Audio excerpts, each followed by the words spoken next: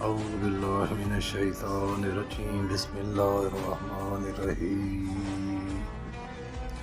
الحمد للہ والصلاة علی اما بعد۔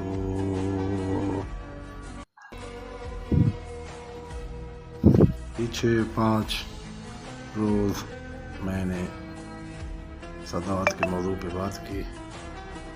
آج میں سمجھتا ہوں کہ آج ایک نیا موضوع جو کہ بہت ضروری ہے، اس کے بیان کی بہت زیادہ ضرورت ہے، وہ یہ ہے کہ شیعہ سٹیج پہ جاہل ذاکرین کا قبضہ۔ تو اس کے میں ان تھوڑا ذاکروں کے بارے میں اور سننے والے جو ہمارے سامعین ہیں ان کی کمزوری اور جو بانیان مجلس ہیں ان کی کمزوریاں اور ذاکرین جو ظلم اٹھا رہے ہیں ان کے بارے میں تھوڑا مختلف وقتوں میں تھوڑا کر کے بیان کروں گا۔ تو آج میں صرف اتنا بتانا چاہتا ہوں کہ ذاکر آج جو مجلس ہماری ہے اس میں سب سے بڑی کمی یہ ہے کہ ہم اس ذاکر کو بلواتے ہیں جو سب سے زیادہ پیسے لیتا ہے اور اس کو ہم بہت زیادہ اہمیت دیتے ہیں۔ اس کے پاس ہم نے کہیں نہیں دیکھتے کہ اس کے پاس علم کتنا ہے، وہ اچھا کتنا ہے، وہ بیان کون سا دے رہا ہے، اور وہ بیان سننے کے بعد ہمارا فائدہ کیا ہے۔ تو مجلس تو وہ ہوتی ہے کہ جس مجلس میں آنے والا آئے اور ہمیں بتائے کہ تمہارا اللہ تم سے کیا چاہتا ہے اور تمہیں کیا کرنا چاہیے، تمہارا امام تم سے کیا چاہتا ہے، تمہارا نبی تم سے کیا چاہتا ہے، تاکہ ہم ان کی باتیں سن کر ہمارے اندر احساس ذمہ داری پیدا ہو اور ہم دین پہ عمل کریں۔ بلکہ جو جاہل آتے ہیں اور آ کے پہلے تو فضائل شروع کر دیتے ہیں، فضائل بھی وہ بیان کرتے ہیں جو کتابوں میں نہیں ہوتا، جس میں اکثر تو توہین ہوتی ہے۔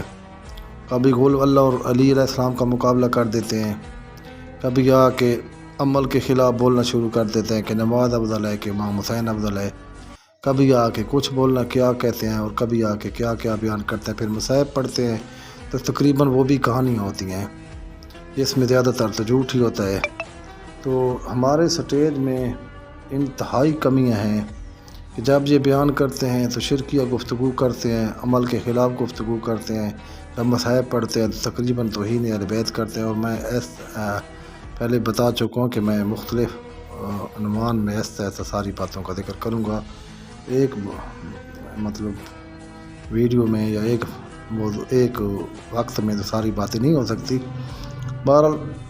ہمارا سٹیج جیلوں قبضے میں چلا گیا ہے، اور جیل جو ہے سب سے پہلی جو ہے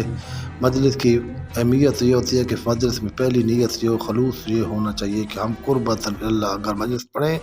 تو وہ ہماری مجلس قبول ہوگی، اور بانیان کا مقصد بھی یہی ہے کہ وہ قربت اللہ کی رضا کے لیے محمد و آل محمد کی رضا کے لیے مجلس کریں، اور ذاکرین کو بھی چاہیے وہ محمد و آل محمد کی رضا کے لیے مجلس پڑھیں۔ تو پھر وہ مجلس ہوگی اور مجلس وہ قبول ہوگی، اور سننے والا بھی قربت اللہ کی رضا کے لیے سنیں۔ لیکن جہاں یہ معاملہ ہے کہ ہم دیکھتے ہیں جس کی سور اچھی ہو اور جو زیادہ مصائب پڑھے چاہے جھوٹ بھی مارے تو ہم لوگ اسی کو پسند کرتے ہیں۔ ایک آدمی ایک ذاکر ہے، مثال وہ مجلس پڑھ رہا ہے وہ، اور دوسری طرف ایک عام بندہ ہے، عام ذاکر ہے، وہ مجلس پڑھ رہا ہے، ایک کو ہم 10,000 دیتے ہیں، دوسرے کو ہم 50,000 دیتے ہیں، ایک اور آتا ہے جس کو ہم ایک مجلس کا 1,00,000 دے دیتے ہیں۔ تو سمجھ نہیں آتی کہ اس قوم کو کیا ہو گیا، یہ سوچتی کیوں نہیں، کوئی 1,00,000 لے رہا ہے تو اس کی کیا مقام ہے، وہ کیا دے رہا ہے قوم کو، یہ کوئی نہیں دیکھتا۔ جو 50,000 لے رہا ہے وہ کیا دے رہا ہے، 10,000 جو دے رہا ہے وہ کیا وہ ہمیں کیا دے رہا ہے۔ تو یہ آگے انشاءاللہ میں جا کے انشاءاللہ مختلف ایک کر کے ساری باتوں کو وضاحت سے بیان کر دوں گا۔ بہرحال میں نے آج کے موضوع میں اتنا بتا دیا کہ مجلس میں مین جو چیز ہے اس میں خلوص یہ ہے قربت اللہ، اگر مجلس ہوگی تو مجلس ہوگی، اگر اللہ کی رضا کے لیے مجلس نہیں ہوگی تو وہ کوئی مجلس وغیرہ نہیں ہوگی۔ اللہ کی ذات ہمیں محمد و آل محمد کے نقش قدم پہ چلنے کی توفیق دے۔ اللہم صلی علی محمد و آل محمد۔